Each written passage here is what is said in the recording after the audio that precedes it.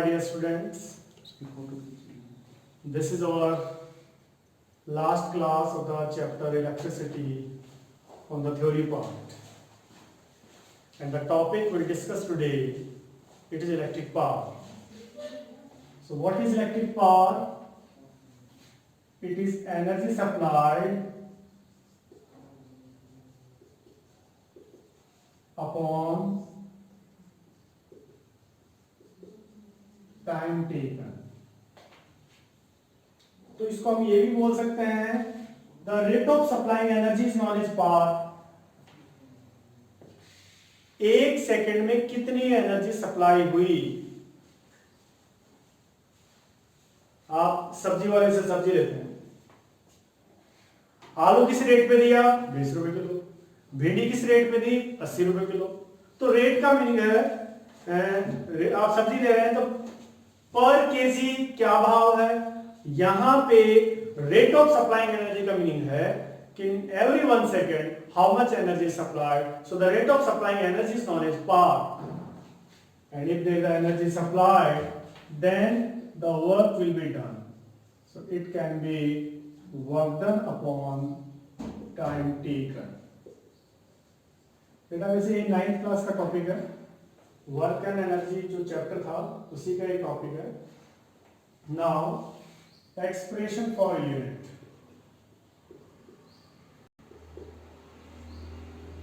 Energy और work का unit होगा जूल और टाइम का यूनिट होगा second. And joule per second is nothing but it is what. So the SI unit of electric power is watt. अब यहां पर एक 1 मार्क का छोटा सा एक अच्छा क्वेश्चन बनता है. Define 1 watt of electric power. The electric power is said to be 1 watt when 1 joule of energy supplied in 1 second in an appliance. Then the power of the appliance is said to be 1 watt. The electric power of the appliance is said to be 1 watt when 1 joule of energy is supplied in that appliance in 1 second. Then the power is said to be 1 watt. Watt एक smaller unit of electric power है. जो bigger unit है जिसको हम commercial unit भी बोलते हैं वो है kilowatt. So the commercial unit of electric power, this is what kilowatt. It is a commercial unit, but you say a bigger unit. And 1 kilowatt is equal to 1000 watt. ये एक relation है. Again, this is a 1 mark question. What is the relation between kilowatt and watt? So the 1 kilowatt is equal to 1000 watt. Now, traditional unit of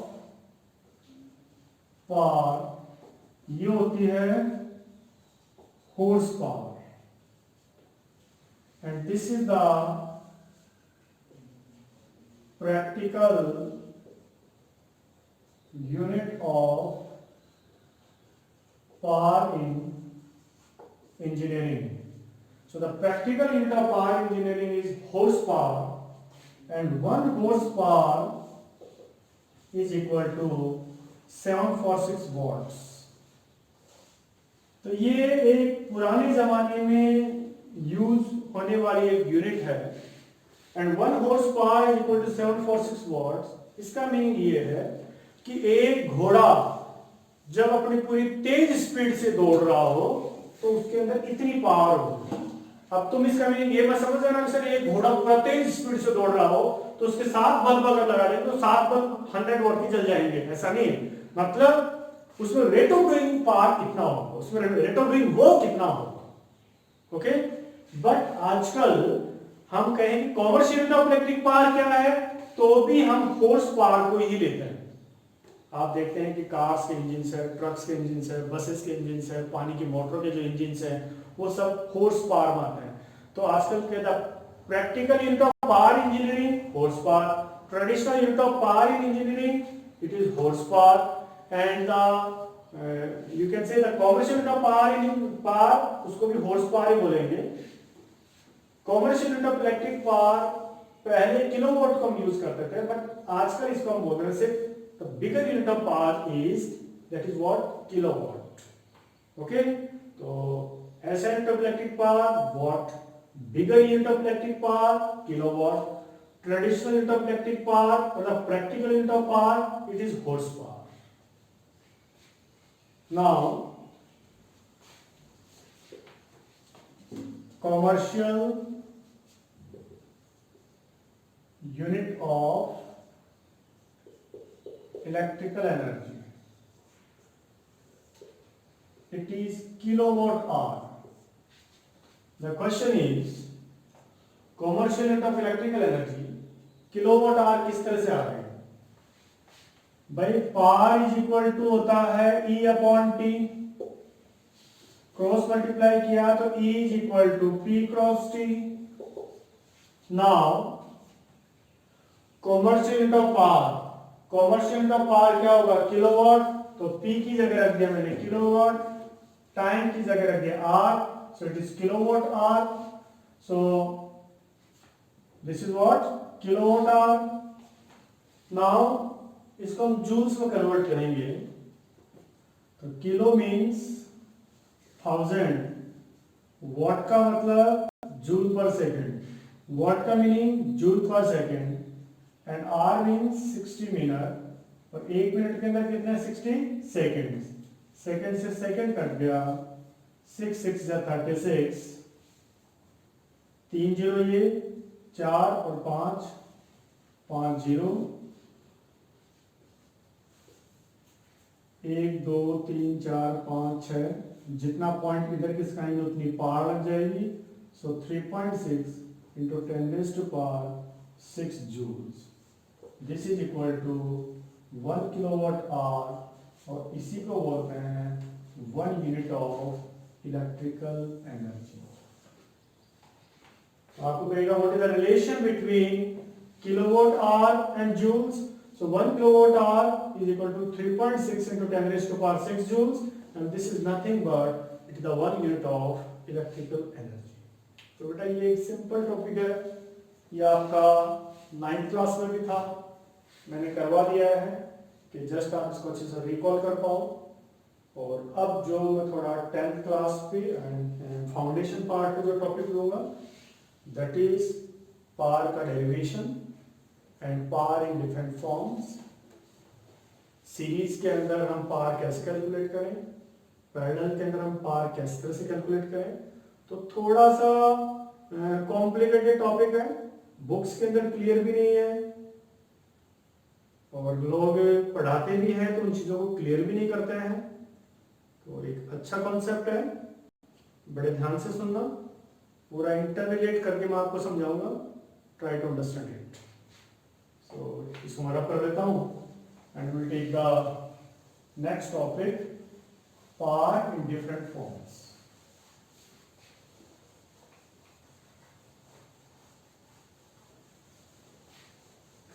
दो तीन दिन से आपकी classes आ नहीं रही थी, कुछ टेक्निकल फॉल्ट हो गया था। ये जो भी क्लासेस आपकी रिकॉर्ड की जा रही है वो मोबाइल वगैरह से कर रहे हैं, जो भी अवेलेबल मोबाइल्स थे उससे रिकॉर्डिंग हो रही है, तो बीच बीच में एक बार प्रॉब्लम्स आ गई थी। तो बेटा उन चीज़ों को आप एडजस्ट करते हुए आगे चलते चलें। और 20 तारीख के बाद में एकेडमी से आप स्टडी मटेरियल की हार्ड कॉपी पिक कर सकते हैं, ताकि इधर से सिलेबस चलता चलेगा और आप जो स्टडी मटेरियल उसके हार्ड कॉपी से अपना सिलेबस आगे करते हुए चलो, क्योंकि this is the time of uncertainty. Board का सर्कुलर आ गया है कि जब भी आपके स्कूल रीओपन होंगे और उस समय तक जितना सिलेबस होना चाहिए उतना सिलेबस करवाया हुआ माना जाएगा। उस टाइम पीरियड पे जब स्कूल खुलेगा वहां पे सिलेबस की पोजीशन क्या है, सिलेबस वहां से आगे बढ़ेगा।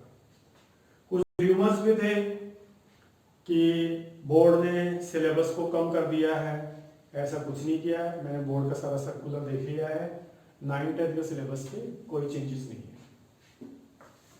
Now we'll discuss electric power in different forms.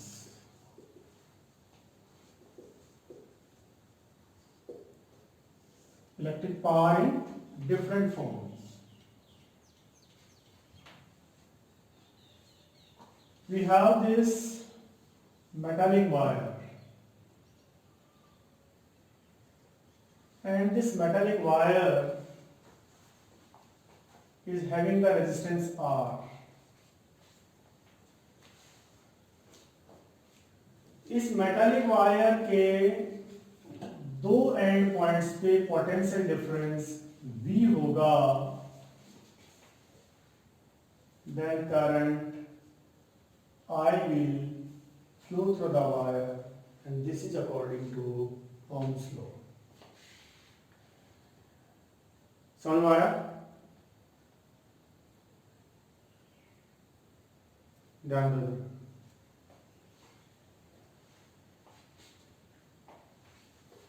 Current चल रहा है, इसका मीनिंग है charges are flowing in the time t and this is what current. अब ये कॉन्सेप्ट हमने डिस्कस किया था in the heating effects of electricity. Now to bring the charge from one point to another point, we have to do some work, and that is nothing but that is electric potential. So electric potential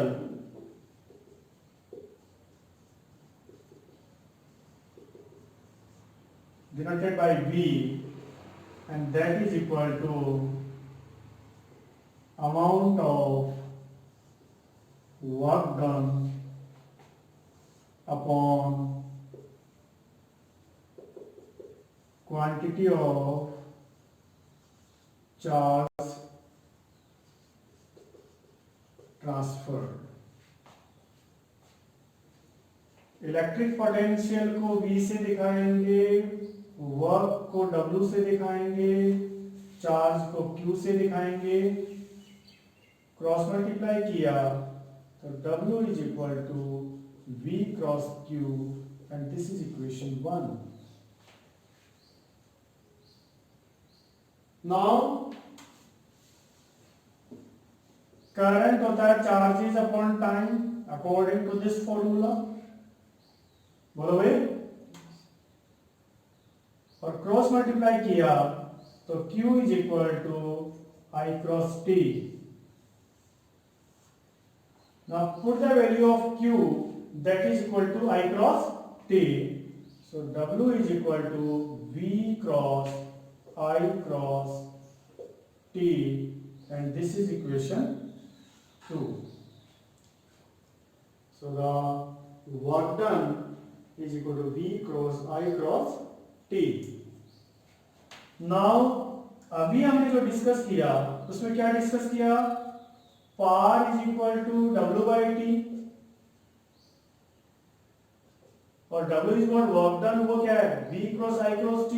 so V cross I cross T upon T, ये T से T cut गया तो V cross I, ये हमारा power का पहला formula आ गया है। This is equation 3rd, and this is the first formula of the power. If the voltage and current are known, you are given a circuit, आप एक सर्किट दिया हुआ है, if the voltage and current are known, then you will calculate the power of the gadget or the appliance, that P is equal to V cross I. ये हमारा power का पहला formula हो गया। If the voltage and the current are known, then power is calculated by this formula, देखो इसको बेटा, देखो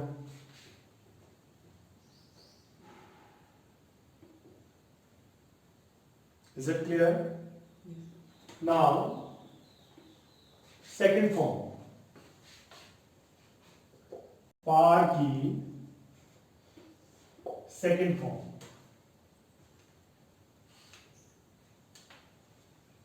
if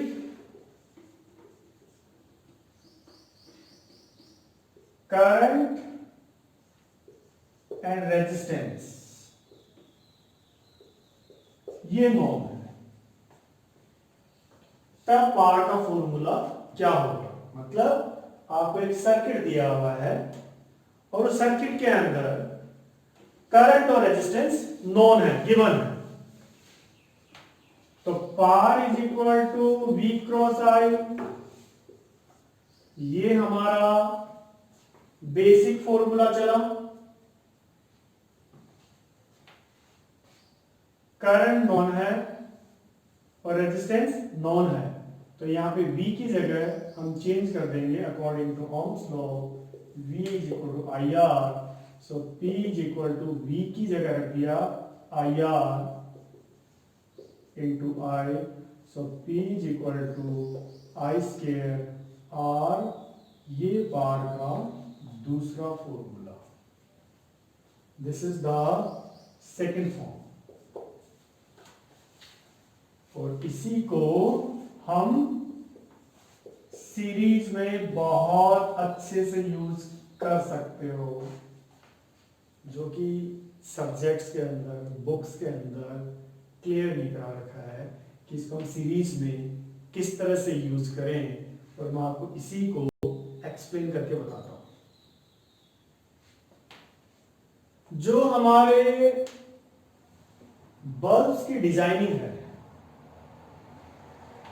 that is on this concept that power is inversely proportional to resistance. Bulbs की जो डिजाइनिंग है वो इस कॉन्सेप्ट पे है। अब क्या ये कॉन्सेप्ट कहां से आ गया? इंडिया में जो डोमेस्टिक सप्लाई है, it operates in parallel combination. तो एक तो है 100 वोल्ट का बल्ब, एक है 60 वोल्ट का बल्ब। पावर ज्यादा तो रेजिस्टेंस कम, तो 100 वोल्ट बल्ब का रेजिस्टेंस लो होगा और 60 वोल्ट बल्ब का रेजिस्टेंस हाई होगा। This is according to this concept. Okay, in series current I है, it remains same for all the appliances, क्योंकि सीरीज के अंदर करंट का रास्ता सेम होता है, तो करंट होगा वो सेम रहेगा। सेम का मतलब कांस्टेंट रहेगा। तो जब कांस्टेंट को मैं यहां पर हटाऊंगा तो आ जाएगा power is directly proportional to R। इसका मीनिंग ये है, कि सीरीज में वो बल्ब ज्यादा पावर देगा, ज्यादा ग्लो करेगा जिसका रेजिस्टेंस ज्यादा है। तो अगर हमने 100 वॉट बल्ब को 60 वॉट बल्ब को सीरीज में कनेक्ट कर दिया है, तो 60 वॉट बल्ब का रेजिस्टेंस ज्यादा है, सो इट विल ग्लो मोर, ये ज्यादा चमकेगा। दीपावली के डेकोरेशन लाइट्स हैं, उसमें राइस बल्ब्स लगे हुए हैं, उस राइस बल्ब की अच्छी रोशनी होती है। अगर आप उसमें 100 वोल्ट का बल्ब बीच में लगा दोगे तो यूं लगेगा जैसे कांच की हांडी है, बीच में लाल तार है, चमकेगा नहीं वो। इसको हम प्रैक्टिकली समझेंगे।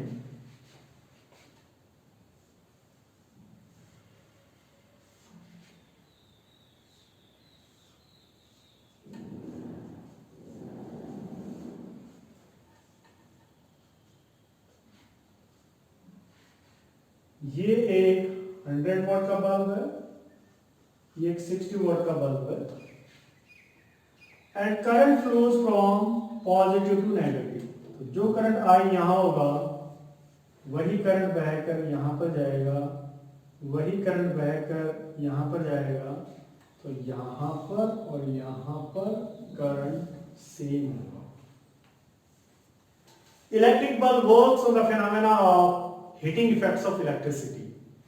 अब यहाँ पर वो बल्ब ज्यादा ग्लो करेगा जहां पर हीट प्रोड्यूस ज्यादा होगी। तो 60 watt bulb has more resistance and 100 watt bulb has less resistance. Current flows from positive to negative. Current इसको भी क्रॉस कर गया, करंट इसको भी क्रॉस कर गया। अब देखना है कि करंट को टक्कर कहां पे ज्यादा मिल रही है। तो that is the case of 60 watt bulb. 60 watt bulb has higher resistance, so here the current is strongly opposed. Here more electrical energy converts into heat and light, so it glows more. So this glows more. Series के अंदर 60 what का जो bulb होगा वो बहुत ज्यादा glow करेगा, 40 what का होगा वो और ज्यादा ग्लो करेगा, 100 वॉट का बल्ब वो कम ग्लो करेगा। क्लियर है बेटा बात?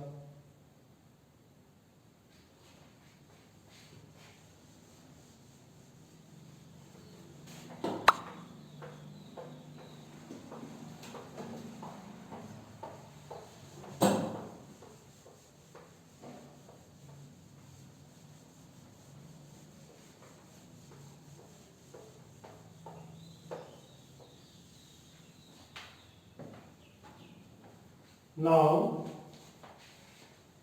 third form.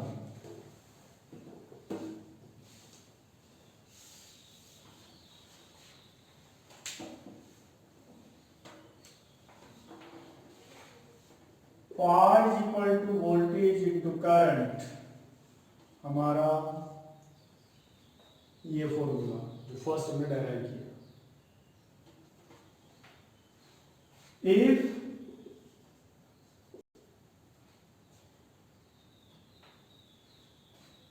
voltage and resistance are known, तब पावर का फॉर्मूला क्या होगा? अगर वोल्टेज और रेजिस्टेंस नोन है तब पावर का फॉर्मूला क्या होगा? तो V तो नोन है, I अननोन है।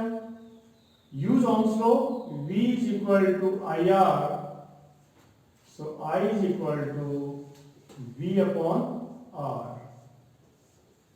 Now put the value of I, that is equal to V upon R. So P is equal to V into I की जगह V upon R, तो ये हो गया है V स्क्वायर अपॉन R। ये इसकी पावर की थर्ड फॉर्म।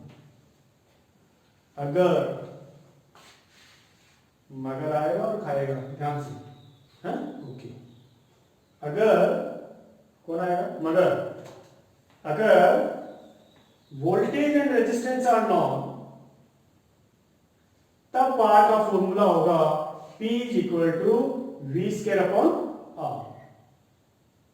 अब मैं ये कहूं कि पैरेलल के अंदर वोल्टेज नॉन है और रेजिस्टेंस नॉन है, आपको एक पर्टिकुलर बल्ब का पावर निकालनी है, तो उसके लिए आप ये फॉर्मूला यूज करोगे। कैसे यूज करोगे ये अभी एक्सप्लेन करते हैं।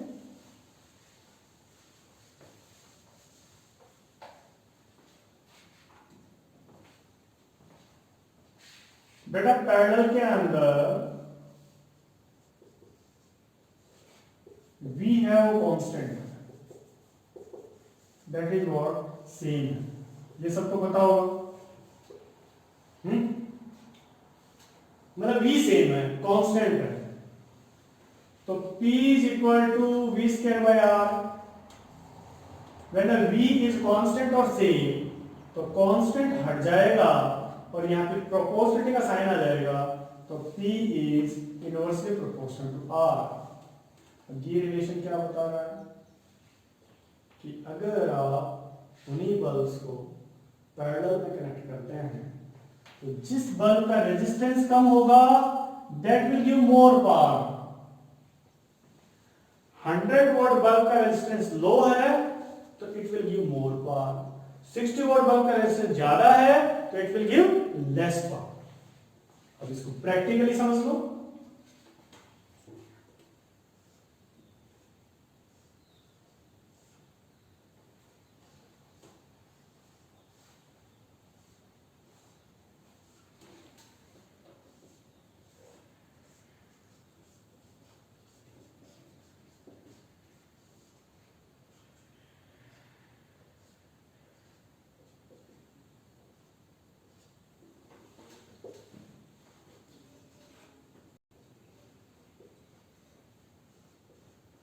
Again, I will use the concept, the heating effects of electricity.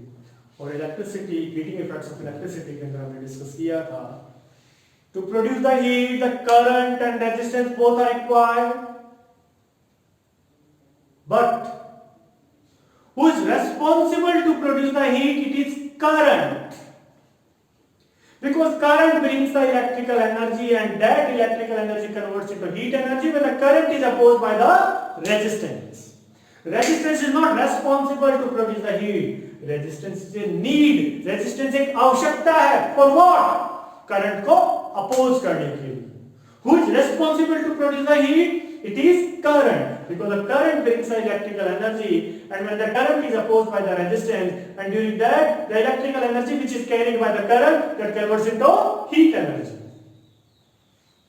Now 100 watt bulb, 60 watt bulb, 100 watt bulb का रेजिस्टेंस लो होगा और 60 watt bulb का रेजिस्टेंस हाई होगा. जब बैटरी को स्विच ऑन करेंगे तो current flows from positive to negative. Current को आगे दो रास्ते मिल गए. पैरेलल में करंट के रास्ते अलग अलग है. करंट एक पानी की तरह है. पानी को जितने रास्ते मिलेंगे पानी उतने ही रास्तों में बह जाएगा. ज्यादा पानी उधर जाएगा जिधर पत्थर छोटा है. रेजिस्टेंस एक पत्थर की तरह है. इधर पत्थर छोटा है, इधर करंट ज्यादा निकलेगा. यहां पर रेजिस्टेंस ज्यादा है, पत्थर है और पत्थर मोटा है, तो इधर पानी कम निकलेगा, इधर करंट कम निकलेगा. हम ये कहें I1 is greater than I2. ये रिलेशन क्या बता रहा है बेटा कि 100 वोल्ट बल्ब के अंदर करंट ज्यादा निकलेगा. More current means more electrical energy. More electrical energy converts into heat and light, so it glows more. So in parallel, the more current will go through the 100 watt bulb. Here more electrical energy converts into heat and light, so 100 watt bulb it glows more. So this is a fantastic and good topic of foundation for electricity. Chapter electricity यहीं पर बेटा आपका ख़त्म होता है.